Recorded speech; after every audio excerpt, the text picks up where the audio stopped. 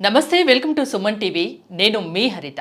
Ovarian cancer అంటే అండాశయ cancer. మహిళల్ని భయపెడుతున్న ఈ అండాశయ క్యాన్సర్ రావడానికి కారణాలేంటి, వస్తే ట్రీట్మెంట్ ఆప్షన్స్ ఏముంటాయి, మనం మాట్లాడుకుందాం. నాతో పాటు ఉన్నారు అపోలో హాస్పిటల్ నుంచి consultant gynaecologist and oncologist doctor Sai Lakshmi Diana. Hello doctor గారు. నమస్తే హరిత. నమస్తే అండి. ఓవేరియన్ క్యాన్సర్, ఈ క్యాన్సర్ అంటేనే మహిళల్లో ఒకలాంటి భయం. చాలా ఎక్కువ కేసెస్ కూడా వింటున్నాము. అసలు ఎందుకు ఇంతగా పెరిగిపోతుంది ఇది? ఒవేరియన్ క్యాన్సర్ అనేది పెరుగుతుంది అన్న మాట నిజమే. అండ్ ఎలా మహిళల్ని ఈ క్యాన్సర్ వణికిస్తుందో మా క్యాన్సర్ స్పెషలిస్ట్ని కూడా ఈ క్యాన్సర్ వణికిస్తుంది. అండ్ ఒకప్పుడు ఇది 50-60 సంవత్సరాల లేడీస్లో చూసే క్యాన్సర్, బట్ ఈ మధ్యన కొంచెం చిన్న వయసు వాళ్ళల్లో కూడా చూస్తున్నాము. అండ్ దీనికి ప్రధాన కారణము టైంకి పిల్లలు పుట్టకపోవడం లేదా ఫర్టిలిటీ ప్రాబ్లమ్స్.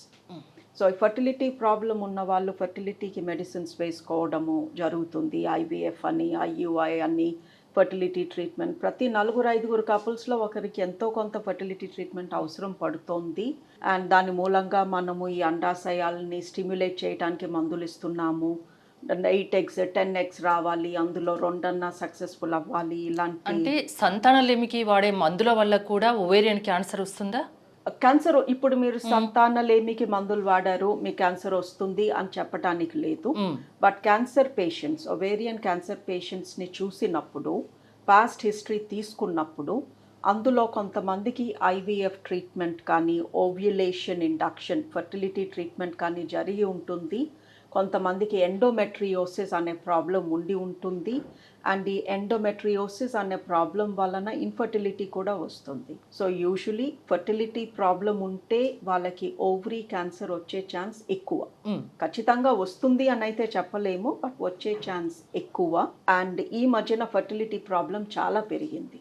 ఎంతోమంది ఊర్ల నుంచి, సిటీస్ నుంచి, ఎక్కడున్న వాళ్ళల్లో కూడా ప్రతి 5 కపుల్స్లో ఒకరికి ఫర్టిలిటీ రావట్లేదు. హెల్ప్ తీసుకుని మందులు వేసుకుంటే తప్ప వాళ్ళు ప్రెగ్నెన్సీ తెచ్చుకోవట్లేదు. అండ్ మాకు ఎందుకు ఈ క్యాన్సర్ అంటే వణుకు అంటే, ఈ క్యాన్సర్ ఫస్ట్ సెకండ్ స్టేజ్లో సిమ్టమ్స్ ఉండవు. సో క్యాన్సర్ ఉన్నా తెలీదు ఆ మహిళకి తనకి క్యాన్సర్ ఉంది అని. సిమ్టమ్స్ వచ్చినాయి అంటే అది 3వ స్టేజ్ రీచ్ అయినట్టు. అంటే ఎలాంటి సిమ్టమ్స్ కనిపిస్తాయి మ్యామ్? సిమ్టమ్స్ కూడా అండి 3వ స్టేజ్లో సిమ్టమ్స్ ఉన్న వాళ్ళు కూడా ఫస్ట్ మా దగ్గరికి రారు, గ్యాస్ట్రోఎంట్రాలజిస్ట్ దగ్గరికి వెళ్తారు. ఎసిడిటీ వస్తుంది, తిన్నది అరగట్లేదు, ఆకలి తగ్గిపోయింది, కొంచెం తిన్న పొట్ట నిండిపోతుంది, ఆర్ పొట్ట బ్లోటింగ్, కొంచెం తినగానే కడుపు ఉబ్బరంగా. బట్ మీరు ఆలోచిస్తే ఆల్మోస్ట్ ప్రతి మహిళకి ఎప్పుడో ఒకప్పుడు ఇలాంటివి వస్తాయి. ఖచ్చితంగా ఇది చాలా కామన్ గా తీసుకుంటారు. ఎగ్జాక్ట్లీ. అండ్ ఏ బయట తింటాము, 10 రోజులకు ఒకసారి ఎక్కడో ఈ బయట ఫుడ్ కలుస్తుంది మన డయట్లో, ఏదో తేడా చేసింది అనుకుంటాము. సో ఇగ్నోర్ చేస్తారు సిమ్టమ్స్ని. సిమ్టమ్స్ మరీ ఎక్కువైపోతున్నాయి అని ఒక గ్యాస్ట్రోఎంట్రాలజిస్ట్ని కలిసి వాళ్ళు ఎసిడిటీకి 4 వారాలు మందులు ఇచ్చి అన్నీ అయ్యేలోపు ఈ క్యాన్సర్ ముదిరిపోతుంది. మరి ఎలా గుర్తించేది? అంటే సిమ్టమ్స్ ఎలాంటివి కనిపించినప్పుడు ఖచ్చితంగా మీలాంటి సీనియర్ గైనకాలజిస్ట్, ఆంకాలజిస్ట్ దగ్గరికి రావాలి? లుక్ అండి, ఫస్ట్ థింగ్ సిమ్టమ్స్ కోసం ఎదురు చూడొద్దు. ఓకే, ప్రతి సంవత్సరం ఒకసారి పొట్ట స్కాన్ చేయించుకోండి. సంవత్సరానికి ఒకసారి స్కాన్ చేయించుకుంటే ఆ తర్వాత రాదా అని లేదు. అవును. బట్ ఏదన్నా చిన్న చిన్న ప్రాబ్లమ్స్ పొట్టలో ఉంటే, అండాశయాల పైన ఉంటే, పేగుల్లో ఉంటే తెలిసిపోతుంది. 240 దాటాక ఫస్ట్ బాడీ పైన ఒక అవగాహన పెంచుకోండి. బాగానే ఉన్నాను కదా అని వదిలేయొద్దు, రెగ్యులర్గా స్కాన్స్ చేయించుకోండి. 2 బయట తిన్నా, ఎక్కడైనా ఏ ఫంక్షన్లో తిన్నా ఆ సిమ్టమ్స్ 2-3 డేస్ ఉంటాయి, కానీ 15 రోజులు 20 రోజులు ఉండవు. సో ప్రతిరోజు అలాగే ఉంటుంది, అసలు ఆకలి తగ్గిపోయింది, వెయిట్ లాస్ అవుతుంది, పొట్ట ఉబ్బరంగా ఉంది అంటే వెళ్ళి ఒకసారి స్కాన్ చేయించుకోండి, గైనకాలజిస్ట్ని కలవండి. So don't wait months together, wait చేయొద్దు. ఏ సిమ్టమ్స్ అయినా 1-2 రోజులు కనిపిస్తే పర్లేదు, కానీ కంటిన్యూషన్గా అలానే ఉంటే మాత్రం ఖచ్చితంగా అలర్ట్ అవ్వాలి. 15 డేస్ అంటాము. ఓకే. సో మనిషికి ఎక్కడ ఏ సిమ్టమ్ వచ్చినా 15 రోజులు దాటాక కూడా ఆ సిమ్టమ్ తగ్గలేదు అంటే ఖచ్చితంగా డాక్టర్ని ఒకసారి కలిస్తే మంచిది. అన్లెస్ కింద పడ్డాను 15 రోజులు నొప్పి పెట్టింది, అది వేరే విషయం. బట్ తెలియకుండా యూరిన్లో మంటుంది, బ్లడ్లో స్టూల్లో బంక పడుతోంది, ఆర్ పొట్ట ఉబ్బరంగా ఉంది, వామిటింగ్స్ అవుతున్నాయి, కారణం కనిపించట్లేదు, then please go see a doctor. 15 days is the time limit. Okay, obesity, late pregnancy కూడా ఈ ఒవేరియన్ క్యాన్సర్కి ఒక కారణంగా చెప్తారు, నిజమేనా? ఒబేసిటీ, లేట్ ప్రెగ్నెన్సీ ఒవేరియన్ క్యాన్సర్కి డైరెక్ట్ లింక్ ఉంది. దాంతోపాటు గర్భాశయ క్యాన్సర్, రొమ్ము క్యాన్సర్ కూడా చాలా ఎక్కువగా చూస్తాము ఈ రెండు ఉన్న వాళ్ళలో. ఒబేసిటీ, లేట్ ప్రెగ్నెన్సీ, దానికి తోడు షుగర్ యాడ్ అయింది అంటే అదొక రెసిపీ ఫర్ క్యాన్సర్. అంటే ఎలాంటి టెస్ట్లు ఉంటాయి దీనికోసం, ఇది నిర్ధారించడానికి ఒవేరియన్ క్యాన్సర్ని? Ultrasound scan, abdomen, pelvis. ఒకసారి గర్భాశయము పక్కన ఉన్న అండాశయాల స్కాన్ చేపించుకుంటే 1 సెంటీమీటర్ క్యాన్సర్ని కూడా పిక్ చేయవచ్చు. అంటే ఫస్ట్ 2 స్టేజెస్లో క్యాన్సర్ సిమ్టమ్స్ కనిపించవు అంటున్నారు, థర్డ్ స్టేజ్లో కొంచెం కనిపిస్తాయి అంటున్నారు. ఎలా మళ్ళీ అంటే దానికి ట్రీట్మెంట్ ఉంటుందా? క్యూరబులేనా ఒవేరియన్ క్యాన్సర్? లుక్ అండి, ట్రీట్మెంట్ అన్ని రకాల క్యాన్సర్స్కి ఉంది. మీరు 4th స్టేజ్లో చనిపోయే 2 రోజుల ముందు వచ్చినా కూడా దానికి ఏదో ఒక ట్రీట్మెంట్ మా దగ్గర ఉంది. బట్ మీరు ఎంత తొందరగా వస్తే ఆ ట్రీట్మెంట్ నుంచి నయం అయ్యి మళ్ళీ తిరగబెట్టకుండా ఉండే ఛాన్సెస్ ఎక్కువ. సో చాలామంది 99 out of 100 ovary cancer patients మాకు స్టేజ్ 3లోనే వస్తున్నారు. వాళ్ళకి ఆపరేషన్ చేస్తున్నాము, కీమోథెరపీ ఇస్తున్నాము, వాళ్ళని ఫాలోఅప్లో ఉంచుతున్నాము. కొంతమంది 20 ఏళ్ళు దాటాక కూడా బతికున్నారు, మా దగ్గరికి ఫాలోఅప్కి వస్తున్నారు. సో వెంటనే లైఫ్ డేంజర్ అని కాదు, బట్ ట్రీట్మెంట్ నడుస్తూ ఉండాలి, ఫాలోఅప్ జరుగుతూ ఉండాలి. ప్రతి 3-4 monthsకి డాక్టర్ విజిట్ కంపల్సరీ. ఇది ప్రాణాంతకమా? అంటే నెగ్లెక్ట్ చేస్తే ప్రాణాంతకంగా మారుతుంది కదా? ఓవరీ క్యాన్సర్ చాలా తొందరగా పెరిగే క్యాన్సర్ అండి అది. అండ్ మోస్ట్లీ 3rd స్టేజ్లో వస్తారు కాబట్టి కొంతమందికి అది ప్రాణాంతకరంగా కూడా మారుతుంది. ఎలాంటి ట్రీట్మెంట్ ఆప్షన్స్ ఉన్నాయి? ఇప్పుడు లేటెస్ట్గా చాలా టెక్నాలజీ మారుతుంది, అన్ని విషయాల్లో చాలా డెవలప్మెంట్స్ కూడా జరుగుతున్నాయి. ఒవేరియన్ క్యాన్సర్కి సంబంధించి ఇప్పుడు మీ దగ్గర ఉన్న లేటెస్ట్ ట్రీట్మెంట్స్ ఏంటి? సర్జరీ, కీమోథెరపీ కొన్ని 50-60 సంవత్సరాల నుంచి జరుగుతూ ఉన్నదే. బట్ లాస్ట్ 5 ఏళ్లలో బాగా పైకొచ్చిన ట్రీట్మెంట్ ఇమ్యూనోథెరపీ. సో ఇమ్యూనోథెరపీ ఏంటి అంటే ఈ క్యాన్సర్ని మనం తీసేశాక మళ్ళీ రాకుండా చూసుకునే ట్రీట్మెంట్ అది. కీమోథెరపీ వచ్చిన క్యాన్సర్ని తీసేస్తుంది. ఇమ్యూనోథెరపీ ఈ క్యాన్సర్ వీక్ పాయింట్ ఏంటి అని మేము చెక్ చేసుకుంటాము. ఈ క్యాన్సర్లో ఏం సెల్స్ ఉన్నాయి, ఏం హార్మోన్స్ ఉన్నాయి, దీని వీక్ పాయింట్ ఏది, దేని మూలంగా ఇది వీళ్ళకి వచ్చింది. సో జెనెటిక్ టెస్ట్ చేసి ట్యూమర్ పైన మనిషి రక్తంలోనూ జెనెటిక్ టెస్ట్స్ చేసి క్రోమోజోమ్స్ అనలైజ్ చేసి క్యాన్సర్ వీక్ పాయింట్ కనుక్కొని ఆ వీక్ పాయింట్ని అటాక్ చేసే ట్రీట్మెంట్ ఇమ్యూనోథెరపీ. ఈ ఇమ్యూనోథెరపీ ట్రీట్మెంట్ తీసుకుంటే ఇంకోసారి క్యాన్సర్ రాకుండా ఉంటుందా వన్స్ ట్రీట్మెంట్ తీసుకున్నాక? ఇమ్యూనోథెరపీ అనేది కంటిన్యూస్గా తీసుకోవాల్సిన ట్రీట్మెంట్ అండి. సో ఒకసారి నేను ఇమ్యూనోథెరపీ ట్రీట్మెంట్ తీసుకుంటే అది కొన్ని రోజులు ఇమ్యూనిటీ పెంచుతుంది, మళ్ళీ మామూలుకి వస్తాము. So the problem with immunotherapies it's excellent, చాలా బాగా పనిచేస్తుంది. ఎంతోమంది క్యాన్సర్ని డిలే చేస్తుంది రాకుండా. మళ్ళీ ఎంతోమంది ఇమ్యూనోథెరపీ మూలంగా చక్కగా వాళ్ళ పనులు వాళ్ళు చేసుకుంటున్నారు. But it's a continuous treatment. అంటే ఎన్నాళ్ళకు ఒకసారి చేయించుకోవాల్సి ఉంటుంది? ఇప్పుడు కొన్ని టాబ్లెట్ రూపంలో ఉన్నాయి, ఎవ్రీడే టాబ్లెట్ వేసుకోవాలి. ఓకే. కొన్ని వన్స్ ఎవ్రీ 4 weeks ఇంజెక్షన్స్ ఉన్నాయి, వచ్చి ఇంజెక్షన్ చేయించుకుంటూ ఉండాలి. But the problem is continuity, తీసుకుంటూ ఉండాలి, మానటానికి లేదు. ఓకే. సో కొన్ని studies and these are expensive at the moment. ఇదంతా కొత్త టెక్నాలజీ, కొత్త ఇన్నోవేషన్స్ కాబట్టి డ్రగ్ ఖరీదు ఎక్కువ ఉంది. అది మన ఇమ్యూనిటీనే పెంచుతుంది అంటే it's not a simple straight forward medicine. So medicine is expensive, దానికి టైం లిమిట్ లేదు, తీసుకుంటూనే ఉండాలి. కొంతమంది ఓపిక తగ్గిపోయి ఒక 2 ఏళ్ల తర్వాత మానేస్తారు. అలాంటి వాళ్ళు ఇంకొక 1 or 2 years బాగున్న తర్వాత మళ్ళీ క్యాన్సర్ తిరగబెట్టడం చూస్తాం. రెగ్యులర్గా మెడిసిన్ వాడుతున్న బాగానే ఉంటారు most of the times. Okay.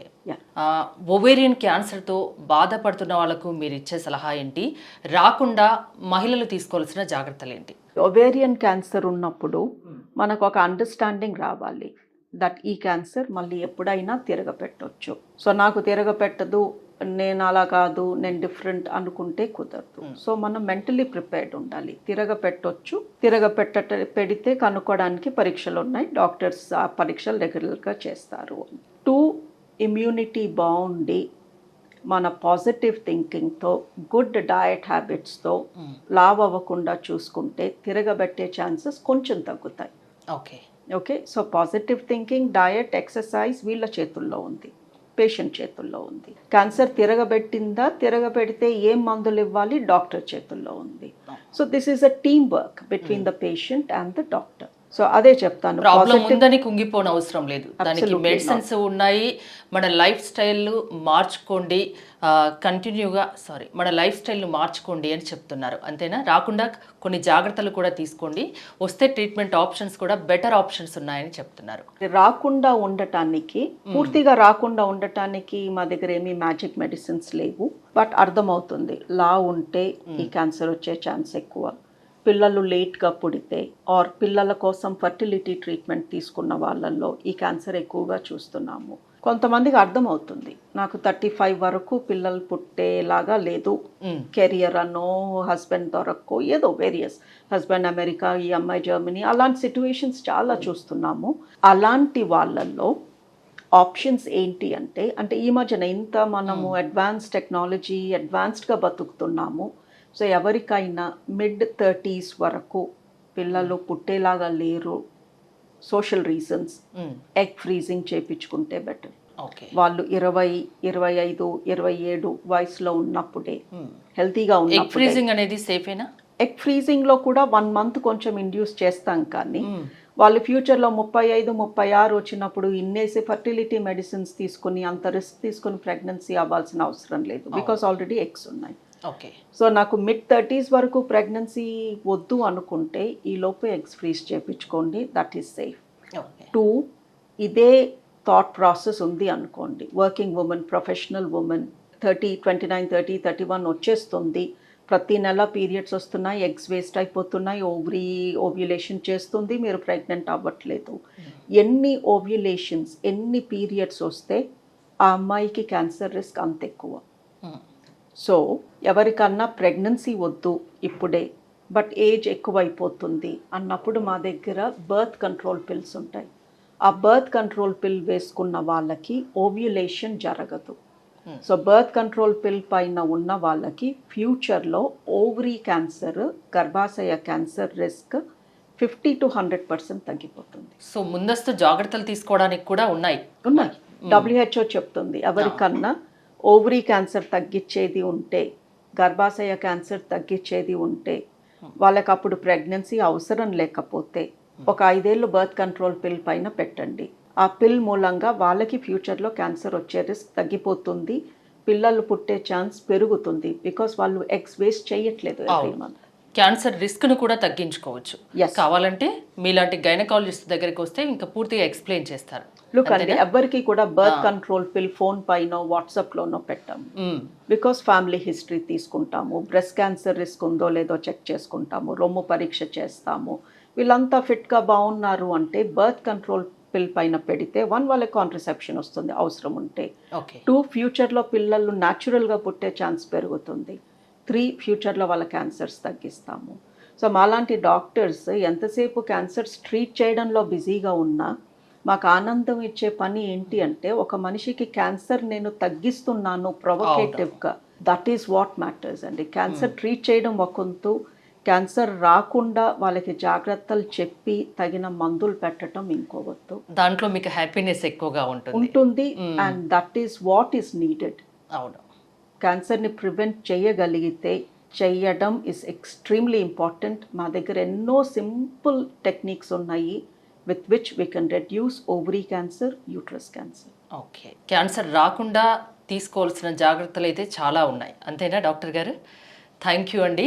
చూసారు కదా, సిమ్టమ్స్ ఉన్నా లేకున్నా 1 yearకి ఒకసారి స్క్రీనింగ్ టెస్టులు మాత్రం కంపల్సరీగా చేయించుకోండి డాక్టర్ సాయి లక్ష్మి డయానా చెప్తున్నారు. చూస్తూనే ఉండండి సుమన్ టీవీ.